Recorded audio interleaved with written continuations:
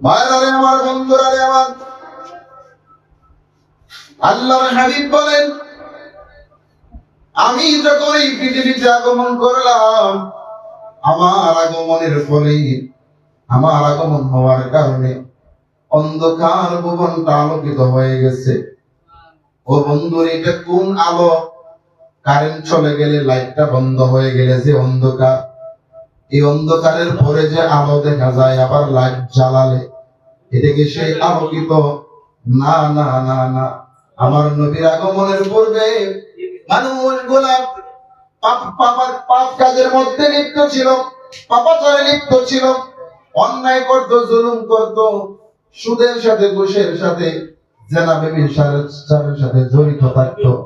মানুষগুলা ভালো আমল করতো না, আল্লাহর ইবাদত করতো না, এক রবের দাসত্ব করতো না, একটা মানুষ আর একটা মানুষের প্রতি মায়া মহব্বত ছিল না, একজন আরেকজনের প্রতি জুলুম করতো। ও বন্ধুরে, আমার নবীর আগমন হওয়ার কারণে জুলুম বন্ধ হয়ে গেছে।